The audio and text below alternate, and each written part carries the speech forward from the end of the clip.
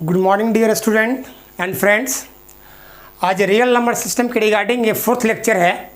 इस लेक्चर में मैं पाई के कॉन्सेप्ट के बारे में बताऊंगा, क्योंकि पाई के बारे में अक्सर स्टूडेंट के मन में भ्रम रहता है कि पाई का वैल्यू 22/7 होता है, पाई का वैल्यू 3.14 होता है, क्योंकि हम लोग स्कूल से ही पाई का वैल्यू 22/7 या 3.14 पुट करते आते हैं, इसलिए ये कन्फ्यूज़न बना रहता है। आज इस क्लास में, इस लेक्चर में पाई के बारे में आप बढ़िया से समझ लीजिए, ताकि आपको लाइफ में कभी प्रॉब्लम नहीं होगा। डियर स्टूडेंट, पाई का खोज सबसे पहले आर्किमिडीज साहब ने किया था, और पाई का खोज बस इसलिए हुआ था क्योंकि सर्कल का एरिया निकालने में इसका कॉन्सेप्ट आया था।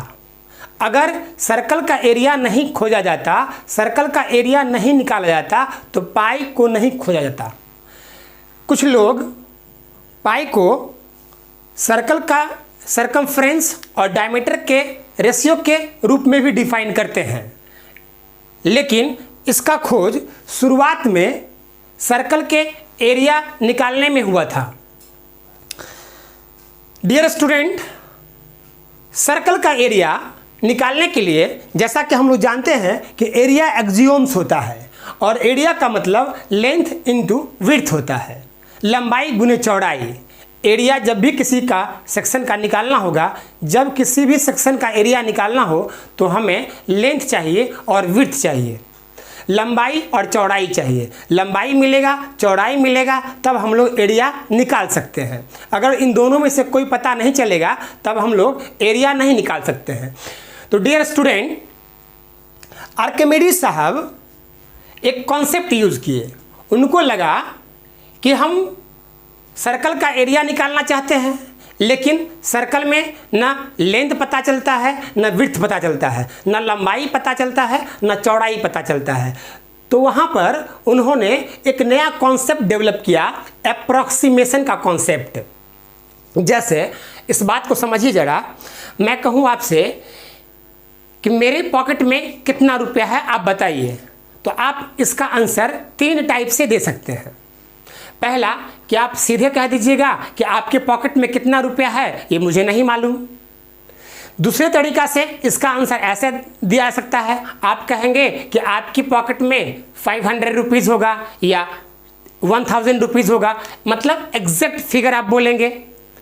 और तीसरी तरीका से इसका आंसर ऐसे दिया जा सकता है, आप कहिएगा कि सर आपके पॉकेट में 100 रुपया से लेकर 2000 रुपया के बीच होगा। तो 100 रुपया से 2000 रुपया के बीच, ये भी बहुत सारे आंसर को मिला के एक आंसर है, क्योंकि अगर आप 200 रुपया बोलिएगा, मेरे पॉकेट में 200 रुपया होगा, तब भी आपका बोला गया सेंटेंस फिट बैठेगा। अगर आपके मन में 300 रुपया है, तब भी आप बोले हैं 100 से 2000, तब भी आपका आंसर सही हो जाएगा। अर्थात अगर मेरे पॉकेट में 100 से 2000 रुपया के बीच में जो भी फिगर होगा, आपका आंसर सही हो जाएगा। तो ऐसा ही आर्किमिडीज साहब भी एक कॉन्सेप्ट को डेवलप किए। उनको लगा कि ये सर्कल है, जरा ध्यान से देखिएगा, सर्कल है, सर्कल के अंदर में एक स्क्वायर बनाए, और सर्कल के बाहर में भी एक स्क्वायर बनाए। सर्कल के अंदर में स्क्वायर और सर्कल के बाहर में स्क्वायर। पाई का वैल्यू इसलिए खोजना जरूरी था क्योंकि सर्कल का एरिया मिल नहीं रहा था। तो सर्कल का एरिया नहीं मिल रहा था, इसलिए इसके अंदर में एक स्क्वायर बनाया गया और बाहर में भी स्क्वायर बनाया गया, क्योंकि एरिया निकालने के लिए आपको लेंथ चाहिए और विड्थ चाहिए, और सर्कल के केस में ऐसा पॉसिबल नहीं था। तो उन्होंने कॉन्सेप्ट यूज किया कि अगर अंदर में स्क्वायर बनाया जाए और बाहर में स्क्वायर बनाया जाए, तो इस सर्कल का एरिया इस अंदर वाले स्क्वायर से बड़ा होगा और बाहर वाले स्क्वायर से छोटा होगा।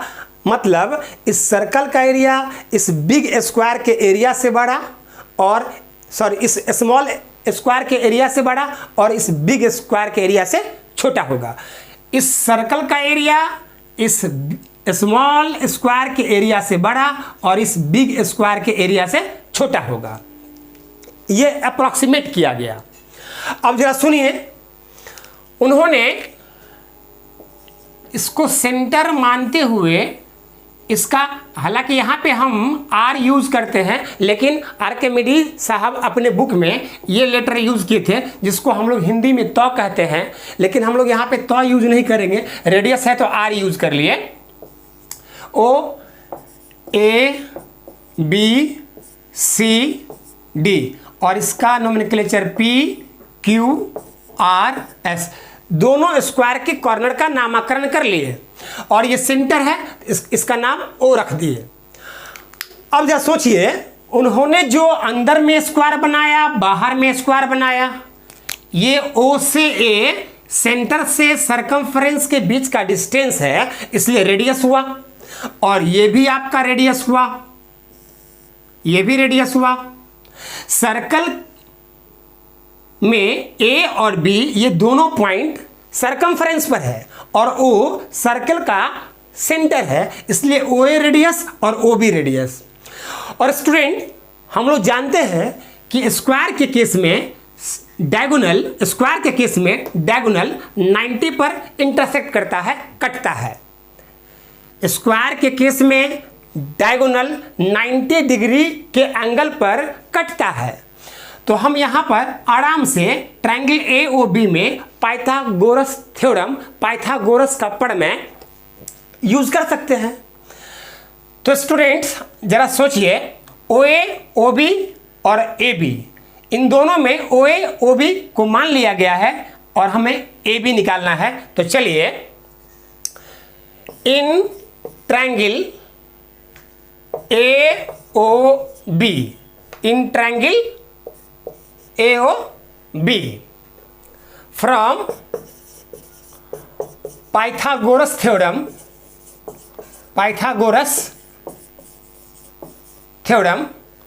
OA का स्क्वायर प्लस OB का स्क्वायर बराबर AB का square, OA square plus OB square बराबर AB स्क्वायर।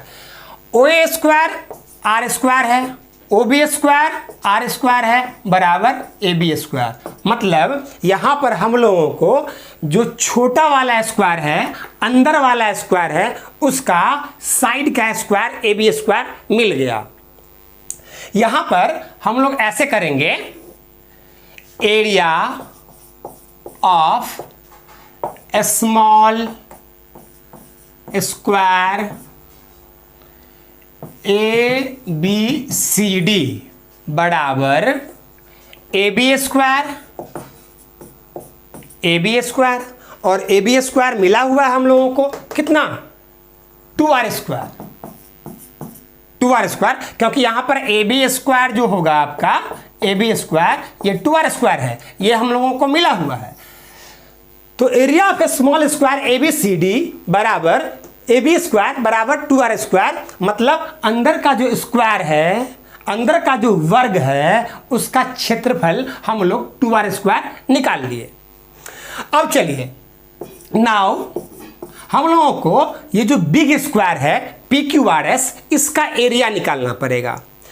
PQRS का एरिया निकालने के लिए हमको PQ चाहिए या PS चाहिए या SR चाहिए या RQ चाहिए। तो जरा देखिए, यहां पर O से अगर इसको मिला दिया जाए, इसका नाम रख दिया जाए T, तो OT भी रेडियस हुआ, बिकॉज यहां भी सेंटर से सरकमफ्रेंस के बीच का डिस्टेंस हुआ, तो ये भी आपका R हुआ और ये भी आपका R हुआ, इसका नाम रख दीजिए N। तो TN डायमीटर हो गया इस सर्कल का, diameter of circle is TN। और TN कैसे निकलेगा, ये TNR और ये ON भी R, ये भी R होगा और ये भी R है, इसका मतलब TN कितना हो जाएगा, 2R। Here diameter of circle is equal to TN एंड Tn बराबर 2r। जो वृत्त है ना, इस वृत्त का व्यास हुआ Tn, diameter of circle, diameter of circle Tn हुआ और Tn का वैल्यू 2r हुआ। तो Tn का वैल्यू 2r और जो Tn का वैल्यू होगा वही PQ का वैल्यू होगा। डायमीटर ऑफ सर्कल Tn बराबर 2r और Tn जो होगा वही PQ होगा, वही PS होगा, वही SR होगा, वही RQ होगा। सिंस Tn बराबर PQ बराबर 2r। अब चलिए, जब Tn मिल गया तब आराम से हम लोग इस बिग स्क्वायर का एरिया निकाल सकते हैं। Therefore area of big square PQRS बराबर PQ का स्क्वायर एंड PQ स्क्वायर बराबर 2R का स्क्वायर और ये हो जाएगा 4R स्क्वायर। तो स्टूडेंट, बिग स्क्वायर का एरिया और स्मॉल स्क्वायर का एरिया ये दोनों हम लोगों को मिल गया। अब देखिए फ्रॉम फिगर, इस स्क्वायर का एरिया सर्कल के एरिया से छोटा है और सर्कल का एरिया इस बाहर वाले जो बिग स्क्वायर है उसके एरिया से छोटा है। सर्कल का एरिया अंदर वाले स्क्वायर के एरिया से बड़ा और बाहर वाले स्क्वायर के एरिया से छोटा। अब हम लोग आगे चलते हैं, इसको आप पॉज करके लिख सकते हैं। अब हम लोगों को आगे चलना पड़ेगा। अब देखिए, देखते रहिए इसको आराम से, बिल्कुल आसान है, एक बार समझ लेना है, इसके बाद फिर कभी प्रॉब्लम नहीं होगी आपको। अब चलिए, from figure area of a small square is less than area of circle is less than area of big square. Area of a small square is less than area of circle is less than area of big square। और यहां पर हम लोग area of small square निकाले थे 2r square, 2r square less then area of circle less than area of big square. अब देखिए, area of circle, circle का एरिया 2r स्क्वायर से बड़ा होगा और इधर जो एरिया ऑफ बिग स्क्वायर है इसको तो हम लोग निकाल चुके हैं। एरिया ऑफ बिग स्क्वायर आपका होगा 4r स्क्वायर, 4r स्क्वायर। तो 2r स्क्वायर इधर 4r स्क्वायर और एरिया ऑफ सर्कल। तो आर्किमिडीज साहब बोले कि ये भी एरिया है, ये भी एरिया है और ये भी एरिया है। जब तीनों एरिया है और इन दोनों में r square into something constant है, इसमें R square into something constant है, इसका मतलब एरिया ऑफ सर्किल में भी R square into something constant होगा। फिर सुनिए, उन्होंने कहा कि ये भी एरिया, ये भी एरिया और ये भी एरिया, तीनों एरिया है और इसमें R square into something constant, R square into something constant, तो इसका मतलब इसमें भी R square into something constant होगा। और उन्होंने इस टाइप का 2r square less than K R square less than 4r square, R square R square R square, इसमें कॉफिशिएंट, इसमें कॉफिशिएंट और इसमें कॉफिशिएंट पता नहीं था तो के मान लिया गया। अब तीनों में आर स्क्वायर से डिवाइड कर दीजिए, बिकॉज आर रेडियस है, ये पॉजिटिव होगा तो इनइक्वालिटी चेंज नहीं करेगा। ये मैं आगे बताऊंगा इनइक्वालिटी के कॉन्सेप्ट में। यहाँ फिलहाल समझ लीजिए कि आर स्क्वायर पॉजिटिव है और आर जीरो भी नहीं होगा, क्योंकि आर के जीरो हो जाने से सर्कल खत्म हो जाएगा, वो पॉइंट हो जाएगा, पॉइंट सर्कल। तो यहाँ से आर से डिवाइड करने पर ये 2 लेस देन के लेस देन 4 हो जाएगा।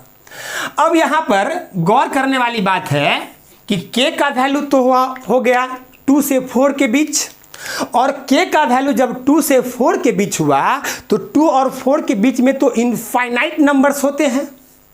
कितना नंबर्स होते हैं? इनफाइनाइट नंबर्स, जिसका काउंटिंग पॉसिबल नहीं है। तो इसमें दिमाग लगाना था। तो आर्किमिडीज साहब इसके लिए एक कॉन्सेप्ट बताए, बोले कि 2 और 4 के बीच में जो बहुत बड़ा गैप है, इसका कारण बस ये है कि मैंने सर्कल के अंदर में 4 साइड्स का पॉलीगन, 4 भुजाओं की बहुभुज अंदर में और बाहर में लिए हैं। अगर 5 भुजा का, 6 भुजा का 7, 5 साइड्स, 6 साइड्स, 7 साइड्स, ऐसे कर करके नंबर ऑफ साइड्स बढ़ाते जाते। अगर मान लीजिए इसमें 5 साइड्स का पॉलीगन लिया गया होता और बाहर में भी 5 साइड्स का पॉलीगन लिया गया होता तो ऑटोमेटिक इसके बीच में डिस्टेंस कम बचता। जैसे आप यहां पर देख ले सकते हैं, ये सर्कल है। जैसे हम 4 साइड्स का लिए पॉलीगन, हम यहां पर ले लेते हैं 5 साइड्स का पॉलीगन। 5 साइड्स का पॉलीगन 1 2 3 4 5, ले लीजिए 6 साइड का पॉलीगन। 6 साइड का पॉलीगन ले लिए। अब जो ही नंबर ऑफ साइड्स बढ़ाए, देख लीजिए आप, ये स्पेस घट गया, ये जगह घट गया। इसमें बड़ा बड़ा जगह था, यहां पर छोटा छोटा हो गया। और 6 साइड का पॉलीगन हम इधर भी ले लेंगे तो ऑटोमेटिक इसका जो ब्लैंक स्पेस है, जो बचा हुआ रिक्त जगह है, वो घट जाएगा। तो उन्होंने बोला कि k का वैल्यू 2 और 4 के बीच में है और ये ज़्यादा से मतलब ये बहुत बड़ा डिफरेंस इसलिए है क्योंकि ये 4 साइड का पॉलीगन लिया गया। अगर number of sides of polygon बढ़ाया जाए, यदि बहुभुज की भुजाओं की संख्या को बढ़ा दी जाए तो ऑटोमेटिक ये बहुत नियर आएगा, बहुत नज़दीक आएगा। और उस जमाने में आर्किमिडीज अपने ज़माने में सर्कल के अंदर और बाहर 99 साइड्स का पॉलीगन बनाए। कितना साइड्स का? 99 साइड्स का पॉलीगन बनाए और वो डिसाइड किए कि इस k का वैल्यू 3.16 डॉट डॉट डॉट हुआ। आर्किमिडीज साहब बोले। अब यहां पर थोड़ा सा हमको समझना पड़ेगा। और पहला बात कि ये डॉट डॉट डॉट डॉट क्यों दिया गया? तो सर्कल के अंदर में number of sides of polygon, बहुभुज के भुजाओं की संख्या को और भी बढ़ाया जा सकता था। जैसे वो 99 साइड्स का पॉलीगन बनाए, वो चाहते तो 100 साइड्स का पॉलीगन बनाते, ऐसे ही 101 साइड्स का पॉलीगन बनाते। ऐसे करते करते पॉलीगन के साइड्स का नंबर बढ़ाया जा सकता था। इसलिए ये बोल दिए कि भैया ये खत्म नहीं होगा, इसलिए ये नॉन टर्मिनेटिंग होगा, डॉट डॉट डॉट लगा दिए। दूसरा बात, 3.16 डॉट डॉट डॉट में ये पता चल गया कि 3.16 डॉट डॉट है, इसका मतलब इसका कैरेक्टर नॉन टर्मिनेटिंग रिपीटिंग या नॉन टर्मिनेटिंग नॉन रिपीटिंग होगा। तो आर्किमिडीज साहब ने बोला कि ये नॉन टर्मिनेटिंग है और साथ में नॉन रिपीटिंग होगा, क्योंकि वो कैलकुलेशन किए थे तो वो रिपीट नहीं कर रहा था। इसके बेसिस पर वो बोले कि ये non terminating and non repeating है। क्या बोले? Non terminating and non repeating है। नॉन टर्मिनेटिंग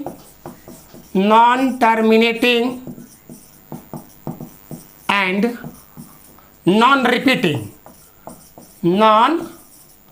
रिपीटिंग डेसिमल्स है।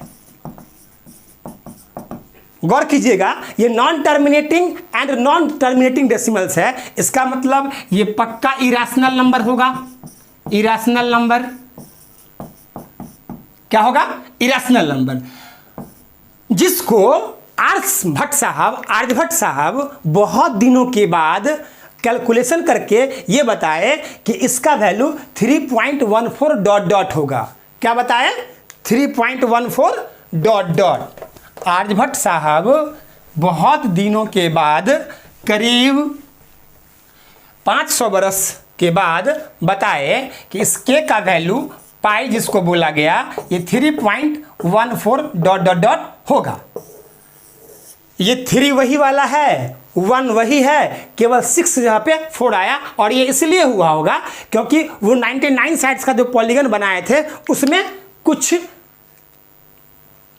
इनएक्यूरेसी हो गया होगा, एक्यूरेसी कम मिला होगा। वैसे स्टूडेंट, इस पाई का वैल्यू जब तक सूरज रहेगा, चांद रहेगा, धरती रहेगा, तब तक इस पर रिसर्च चलता रहेगा, क्योंकि इसका character non terminating, non repeating है। अगर ये टर्मिनेटिंग अगर ये टर्मिनेटिंग होता तब भी इसका रिसर्च खत्म हो गया होता, कभी ना कभी खत्म जरूर होता। अगर नॉन टर्मिनेटिंग भी है और रिपीटिंग होता तब भी रिसर्च खत्म हो गया होता। लेकिन ये नॉन टर्मिनेटिंग, नॉन रिपीटिंग है, कभी रुकता ही नहीं है, इसलिए इसका रिसर्च जिंदगी में हमेशा चलता रहेगा। जब तक ये धरती रहेगी तब तक चलता रहेगा। वैसे अभी पाई का वैल्यू पॉइंट के 1 लाख डिजिट तक सही पता लगा लिया गया है, उसके बाद इस पर रिसर्च जारी है। अब स्टूडेंट, हम लोगों को ये समझना है कि स्टूडेंट जब स्कूल में पढ़ता है, हम लोग जब स्कूल में पढ़ते थे तब पाई का वैल्यू 22/7 22/7 पुट करते थे या 3.14 पुट करते थे। हम लोग को सिखला दिया जाता था कि पाई का वैल्यू 22/7 होता है या 3.14 होता है। ये बिल्कुल गलत है। पाई का वैल्यू 22/7 या 3.14 कभी नहीं होता है। 22/7 पाई का वैल्यू कभी भी 22/7 नहीं होगा। पाई का वैल्यू कभी भी 3.14 नहीं होगा। पाई का वैल्यू कभी भी 22/7 के बराबर नहीं होता है। पाई का वैल्यू 3.14 के बराबर नहीं होता है। पाई का वैल्यू 3.14 ... के बराबर होता है। क्योंकि अगर इसको देखिएगा तो ये टर्मिनेटिंग है मतलब शांत दशमलव है, शांत दशमलव है मतलब परिमेय संख्या है। ये 22/7 p/q के फॉर्म, p/q के फॉर्म में है। इसको भाग दीजिएगा, आप भाग देकर देखिएगा। अभी मैं दिखला देता हूं, भाग दीजिएगा तो पता चलेगा कि ये नॉन टर्मिनेटिंग तो है लेकिन रिपीटिंग है। वैसे एक तो तरीका है कि आप ये सीख लिए कि 22/7 p/q के रूप में है, 22/7 p/q के रूप में है। दूसरे आप तरीका से आप इसको ऐसे समझ सकते हैं, डिवाइड कीजिए 1.3, फिर दीजिए 28, फिर दीजिए 14, 6 आया।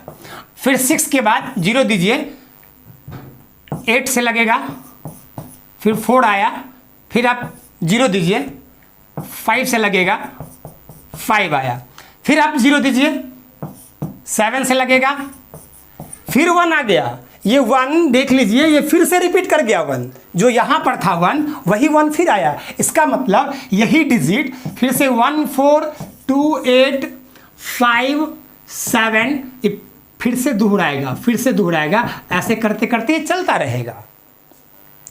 तो 22/7 जो 22/7 है, पहला कि ये p/q के रूप में है। दूसरा कि अगर इसको दशमलव में निरूपित किया जाए, पॉइंट के टर्म में रिप्रेजेंट किया जाए, तो ये टर्मिनेटिंग नहीं होता है, नॉन टर्मिनेटिंग होता है, बट ये रिपीट करता है, रिपीटिंग डेसिमल है। इसलिए कंफर्म है कि ये भी रैशनल और पाई इरेशनल नंबर है, जैसा कि आर्किमिडीज साहब ने कहा था। इसीलिए पाई का वैल्यू कभी भी 22/7 या 3.14 नहीं होता है। हम लोग इसका वैल्यू सही 3.14 ... बताएंगे। अब इसको समझ लिया जाए कि जहां पर हम लोग पाई का वैल्यू 22/7 पुट करते हैं या 3.14 पुट करते हैं, 22/7 या 3.14 पुट करते हैं, तो आप देखे होइएगा जब आप बुक सॉल्व कर रहे होंगे, प्रॉब्लम सॉल्व कर रहे होंगे बुक का, उसमें देखिएगा आंसर में कि जहाँ जहाँ पर आप पाई का वैल्यू 22/7 या 3.14 लिए होइएगा, वहाँ पर आंसर के बगल में अप्रॉक्स लिखा जाता है। अप्रॉक्स, अगर आप अप्रॉक्स नहीं लिखिएगा तब वो आंसर एक्यूरेट नहीं होगा। इसीलिए मेरे दोस्त, आज से आप जब कभी भी पाई का वैल्यू 22/7 या 3.14 पुट कीजिएगा, उसके आंसर के कोष्ठ में अप्रॉक्स लगभग लिखना नहीं भूलिएगा।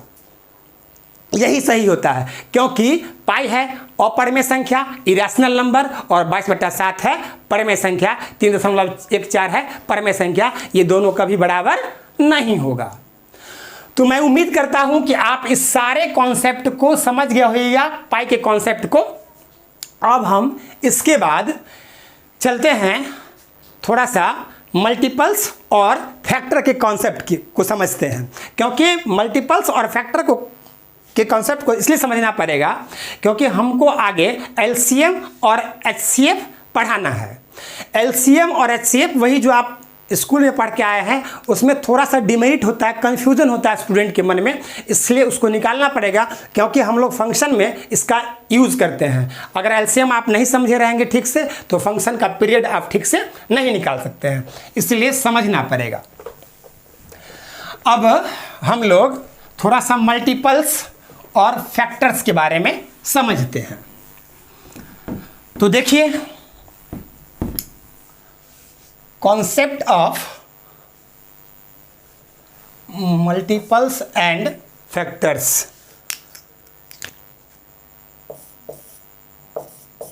Concept of multiples and factors. Multiples को हिंदी में अपवर्त्य बोलते हैं और फैक्टर्स को हिंदी में अपवर्तक बोलते हैं। इसको बोलते हैं मल्टीपल्स को अपवर्त और इसको बोलते हैं अपवर्तक। इसको बोलते हैं अपवर्त और इसको बोलते हैं अपवर्तक। अपवर्त और अपवर्तक दोनों में डिफरेंस है, दोनों अलग अलग होता है। मल्टीपल्स और फैक्टर्स दोनों अलग अलग होता है। ये दोनों में क्या डिफरेंस है वो समझते हैं हम लोग। मल्टीपल्स निकालने के लिए अगर किसी इंटीजर का मल्टीपल्स निकालना होगा आपको तो नेचुरल नंबर से मल्टीप्लाई करना होता है। फिर से सुनिएगा गौर से, जब कभी भी किसी इंटीजर का अगर आपको मल्टीपल्स निकालना है तो नेचुरल नंबर से मल्टीप्लाई कीजिए, जबकि फैक्टर निकालने के लिए नेचुरल नंबर से डिवाइड करना पड़ता है। मल्टीपल्स निकालने के लिए नेचुरल नंबर से प्राकृतिक संख्या से गुना करना पड़ता है, जबकि ये फैक्टर्स अपवर्तक निकालने के लिए प्राकृतिक संख्या से नेचुरल नंबर से भाग देना पड़ता है। अब जरा सुन लीजिए, एग्जाम्पल से हम लोग समझते हैं। जैसे हम बोले मल्टीपल्स ऑफ 2, 2 का मल्टीपल निकालना है हमको। किसका मल्टीपल? 2 का। तो हम लोग 2 का मल्टीपल निकालने के लिए नेचुरल नंबर से मल्टीप्लाई करेंगे। तो 2 1 जा 2, 2 2 जा 4, 2 3 जा 6, 8 10 12 डॉट डॉट डॉट ऐसे बढ़ेंगे मल्टीपल्स निकालने के लिए। अगर मान लीजिए हमको मल्टीपल्स ऑफ 3 निकालना होगा तो 3 6 9 12 15 18 डॉट डॉट डॉट ऐसे बढ़ेंगे, मतलब काउंटिंग टेबल। आपको मल्टीपल्स ऑफ 4 निकालना है, 4 तो 4 8 12 16 20 24 डॉट डॉट। चूंकि नेचुरल नंबर अनकाउंटेबल होते हैं, इसीलिए किसी भी इंटीजर का मल्टीपल्स अनकाउंटेबल होगा। फिर सुनिए, चूंकि नेचुरल नंबर अनगिनत होते हैं, इसीलिए किसी भी पूर्णांक का ये जो होगा ना अपवर्त मल्टीपल, वो अनगिनत होगा, जबकि फैक्टर में ऐसा बात नहीं है।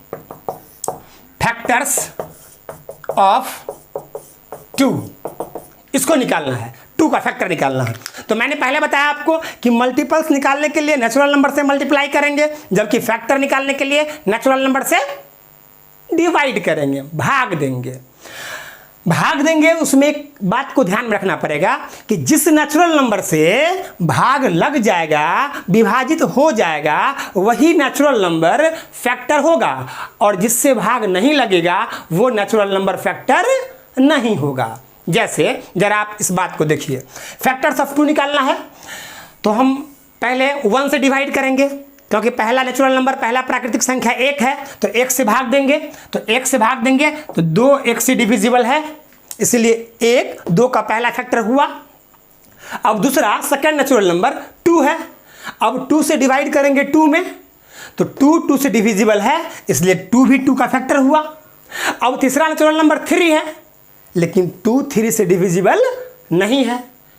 चौथा नेचुरल नंबर 4 है, लेकिन 2 4 से डिविजिबल नहीं है, इसीलिए 2 का जो लास्ट फैक्टर है वो 2 होगा, 2 से आगे कोई फैक्टर नहीं मिलेगा। जैसे फैक्टर्स ऑफ हम लोग 3 लेते हैं, तो पहला फैक्टर 1 होगा क्योंकि 1 से डिविजिबल है। सेकेंड फैक्टर 2 होगा क्योंकि सेकेंड फैक्टर 2 नहीं होगा क्योंकि 3 2 से डिविजिबल नहीं है। सेकेंड फैक्टर 3 होगा क्योंकि 3 3 से डिविजिबल है। इसके आगे चलिए, 4 3 का फैक्टर नहीं होगा because 3 is not divisible by 4, इसलिए 3 का भी जो सबसे लास्ट फैक्टर होगा वो 3 होगा, इससे आगे नहीं मिलेगा। वैसे भी किसी भी अशून्य संख्या का, नॉन जीरो इंटीजर का, नॉन जीरो नंबर का जो फैक्टर होता है वो लास्ट फैक्टर वो खुद होता है। जैसे 4 का लास्ट फैक्टर 4 होगा, जैसे आप यहाँ पर देख लीजिए फैक्टर्स ऑफ 4 1 2 4, इसका आगे नहीं जाएगा। अब यहाँ पर एक बात आपके मन में उठ सकता है कन्फ्यूज़न के तौर पर कि सर 2 तो 4 से डिविजिबल है, होना चाहिए। तो मेरे दोस्त 2 3 से डिविजिबल नहीं है, 2 4 से डिविजिबल नहीं है, क्योंकि मैंने पिछले लेक्चर में आपको सिखाया था। अगर आप नहीं देखे हैं उस लेक्चर को, उस वीडियो को, तो फिर से देख लीजिएगा, पूरा समझ में आ जाएगा कि कोई इंटीजर किसी नॉन जीरो इंटीजर से तभी डिविजिबल होगा जब इसका कोशिएंट इंटीजर होना चाहिए, और यहाँ पर इसका कोशिएंट इंटीजर नहीं है, ये नॉट इक्वल टू इंटीजर। यहाँ पर इसको डिवाइड करेंगे 0.5 आएगा, ये इंटीजर नहीं है।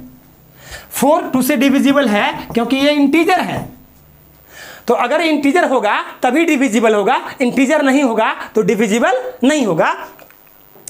क्योंकि यहाँ पर ये इंटीजर नहीं है, ये इंटीजर नहीं है, तो आपको समझ में आ गया होगा कि किसी भी इंटीजर का, किसी भी नंबर का यदि हमको मल्टीपल्स निकालना होगा तो नेचुरल नंबर से डिवाइड करना होता है। अगर फैक्टर्स निकालना होगा तो मल्टीपल्स निकालने के लिए नेचुरल नंबर से मल्टीप्लाई करना होता है, और फैक्टर्स निकालने के लिए नेचुरल नंबर से डिवाइड करना होता है। अगर डिविजिबल होगा तो फैक्टर होगा, अगर डिविजिबल नहीं हुआ तो फैक्टर नहीं होगा। मैं उम्मीद करता हूँ कि आपको पूरा मल्टीपल्स और फैक्टर्स समझ में आ गया होगा। मल्टीपल्स और फैक्टर्स इसलिए बताया गया है क्योंकि हम लोगों को एलसीएम और एचसीएफ का कॉन्सेप्ट समझना है। एलसीएम एचसीएफ बहुत ही इम्पॉर्टेंट टॉपिक होता है मैथमेटिक्स का, और कई लोग इसमें गलती कर देते हैं। तो आइए हम लोग इसको देखते हैं, जरा गौर से देखिएगा। Concept of LCM, concept of LCM. पहले एलसीएम को हम लोग लिख लेते हैं। एलसीएम को लिस्ट या लोएस्ट, सी से कॉमन और एम से मल्टीपल्स। फिर सुनिए, एलसीएम का मतलब लिस्ट कॉमन मल्टीपल या lowest common multiples, list common multiples या लोएस्ट कॉमन मल्टीपल्स। वैसे एलसीएम निकालने का बहुत सारा तरीका होता है, लेकिन कुछ तरीका का डिस्कशन मैं यहाँ करूँगा क्योंकि हमको समझाना है कि आप क्या गलत समझ करके बैठे रहते हैं, उसको निकालना है गलती बातों को। एलसीएम कहता है कि पहले मल्टीपल्स लिखिए, फिर कॉमन ढूंढिए, फिर उसमें से सबसे छोटा बताइए। ये एलसीएम के नाम से ये डेफिनेशन बनता है कि पहले आप मल्टीपल्स लिखिए, उसमें कॉमन ढूंढिए और फिर उसमें सबसे छोटा बताइए। हम लोग सबसे पहले एलसीएम के डेफिनेशन पे चलते हैं, जरा इसको देख लिया जाए। एलसीएम किसी दो नंबर का एलसीएम वैसा छोटा से छोटा पॉजिटिव नंबर होता है। किसी दो नंबर का एलसीएम वैसा छोटा से छोटा पॉजिटिव नंबर होता है जो उन दोनों इंटीजर से डिविजिबल होता है। जैसे a एंड b का एलसीएम मान लीजिए कि c है, a एंड b का एलसीएम c है, तो c एक ऐसा छोटा से छोटा पॉजिटिव नंबर होगा जो c a से भी डिविजिबल होगा और ये b से भी डिविजिबल होगा। मतलब c is the least positive number which is divisible by a and b also. a और b का एलसीएम ऐसा छोटा से छोटा धनात्मक संख्या होगा, a तथा b का एलसीएम ऐसा छोटा से छोटा धनात्मक संख्या होगा जो उन दोनों संख्याओं से विभाजित होगा। वैसे मैं इसको यहां पे लिख देता हूं, the LCM, the least positive number, the least positive number which is divisible by given numbers is known as LCM of given numbers. The least positive numbers, the least positive number which is divisible by given numbers is known as LCM of given number. दिए गए संख्या का LCM वैसा छोटी से छोटी संख्या होगी। आप हिंदी वाले स्टूडेंट इसको पॉज करके आप सुन के भी लिख सकते हैं। दिए गए संख्याओं का एलसीएम वैसी छोटी से छोटी संख्या होती है जो दिए गए संख्याओं से विभाजित होती है। यह एलसीएम का डेफिनेशन हुआ। जैसे कि मैंने बोला था आपको कि a एंड b का एलसीएम c अगर लिखा हुआ है, इसका मतलब c एक ऐसा लिस्ट पॉजिटिव नंबर होगा, लिस्ट पॉजिटिव नंबर होगा जो a से भी डिविजिबल होगा और b से भी डिविजिबल होगा। एलसीएम का ये मेन डेफिनेशन है। अब चलिए हम लोग कुछ एग्जाम्पल लेते हैं और उसको क्लियर करते हैं।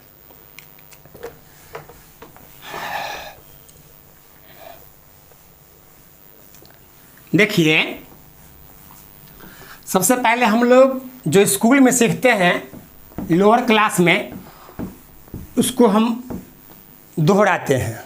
जैसे क्वेश्चन लेते हैं, question number first, find LCM of 2 and 3। ये बहुत पॉपुलर है और बच्चा से लोग सीखता है।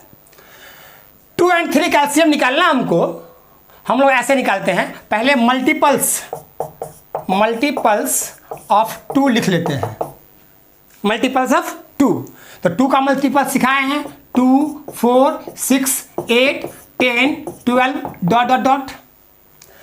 फिर मल्टीपल्स ऑफ 3 लिखना पड़ेगा, 3, 6, 9, 12, 15, 18 डॉट डॉट डॉट। मतलब 2 का मल्टीपल्स 2 का काउंटिंग टेबल और 3 का मल्टीपल्स 3 का काउंटिंग टेबल। मल्टीपल्स लिख लिए। मल्टीपल्स लिखना है, कॉमन ढूंढना है, उसमें से छोटा डिसाइड करना है। तो हम लोग मल्टीपल्स लिख लिए, उसमें से कॉमन ढूंढते हैं। 6 कॉमन हुआ, फिर 12 कॉमन होगा, फिर आगे चलेंगे तो 18 कॉमन होगा, 24 कॉमन होगा, ऐसे कई सारे कॉमन मिलेंगे क्योंकि ये तो रुकता ही नहीं है। अब उन सभी में जो सबसे छोटा कॉमन होगा वो 6 होगा, इसलिए LCM of 2 and 3 equal to 6 होगा। अब आपको लगता होगा कि इसमें तो कोई बड़ी बात है नहीं, जैसा पहले सीखे थे वैसा ही अभी भी बोल रहे हैं आप। ठीक है, वैसा ही बोल रहे हैं, लेकिन इसमें समझने वाला बात है कि 2, 3 का एलसीएम भी 6 हुआ और 2, 3 का मल्टीप्लिकेशन भी 6 होता है। 3, 4 का एलसीएम 12 होता है और 3, 4 का मल्टीप्लिकेशन भी 12 होता है। तो कई लोग ये समझ जाते हैं कि शायद एलसीएम और मल्टीप्लिकेशन दोनों बराबर होता है। ऐसा बात गलत है, क्योंकि स्टूडेंट के मन में ये भर दिया जाता है। जैसे कई टीचर ऐसे बोल देते हैं कि जहाँ पर एलसीएम नहीं मिले तो उसको मल्टीप्लाई कर देना, एलसीएम हो जाता है। जबकि आप इस बात को गौर से सुनिएगा तो आपको खुद पता चलेगा कि सेंटेंस में खुद एरर है कि जहाँ पर एलसीएम नहीं मिलेगा तो मल्टीप्लाई कर दीजिएगा, एलसीएम मिल जाएगा। आप ज़रा सोच कर देखिए कि एलसीएम नहीं मिलेगा तो फिर मल्टीप्लाई करने से एलसीएम कैसे मिल जाएगा? नहीं मिलेगा मतलब नहीं मिलेगा। तो आप पूरा एक बात समझ लीजिए, इस बात को पूरा समझ लीजिए कि मल्टीप्लिकेशन अलग होता है और एलसीएम अलग होता है। दोनों अलग अलग डेफिनेशन है। सभी दो संख्या का मल्टीप्लिकेशन होता है लेकिन सभी दो संख्या का एलसीएम नहीं होता है। जैसे हम लोग इसको देखते हैं, देखिए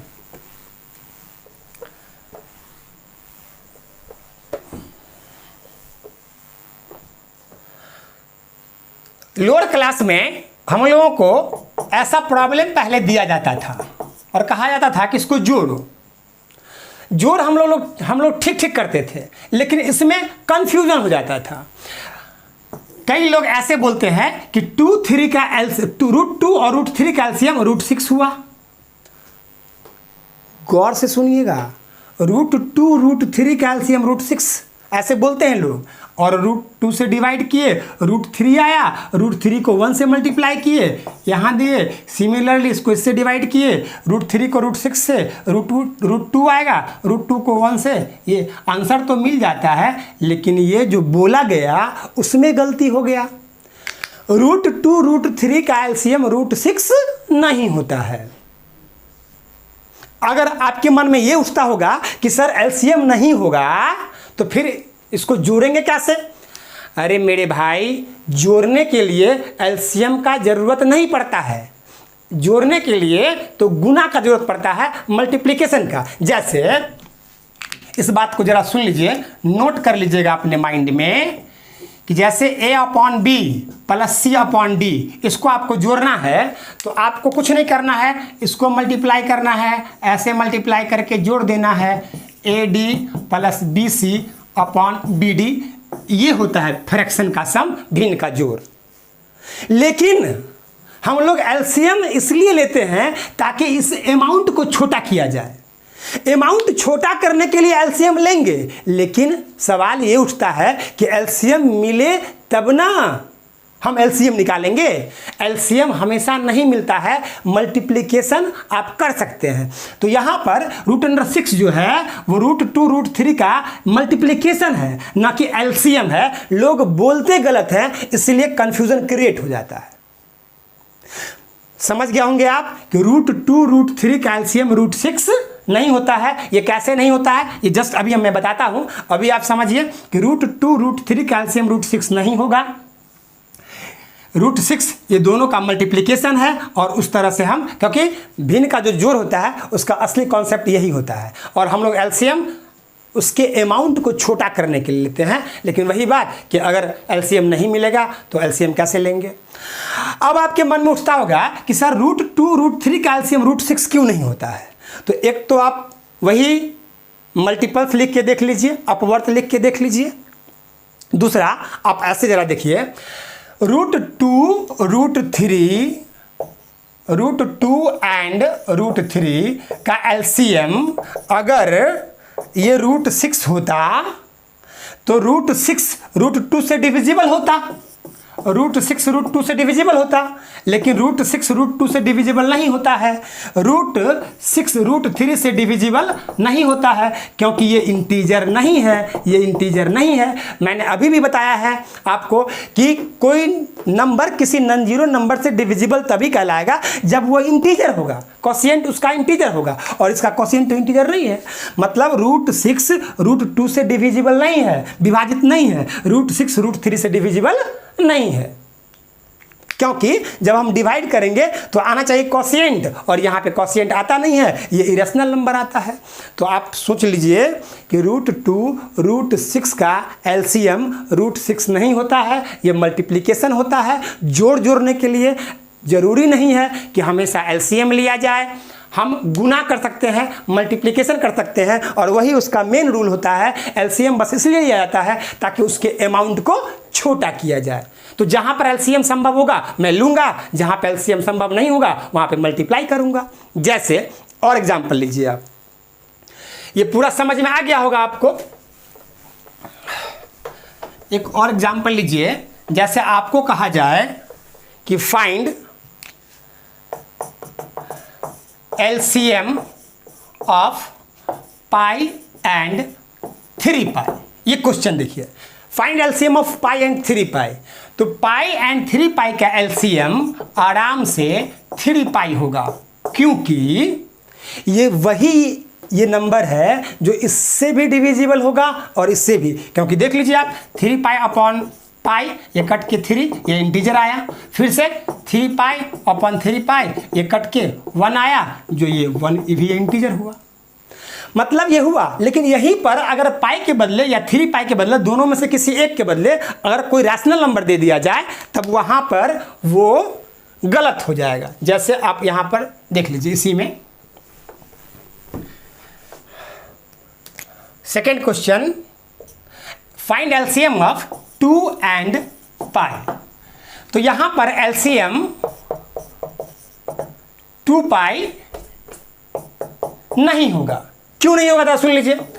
2 एंड पाई का एलसीएम 2 पाई इसलिए नहीं होगा क्योंकि हम 2 पाई में 2 से डिवाइड करेंगे तो पाई आ जाएगा, और पाई इंटीजर नहीं है। हालांकि यहाँ पर 2 पाई में पाई से डिवाइड करेंगे तो 2 आएगा, ये इंटीजर है, लेकिन इस केस में ये फॉल्स हो गया। इसीलिए 2 एंड पाई का कभी भी एलसीएम एग्जिस्ट नहीं करता है।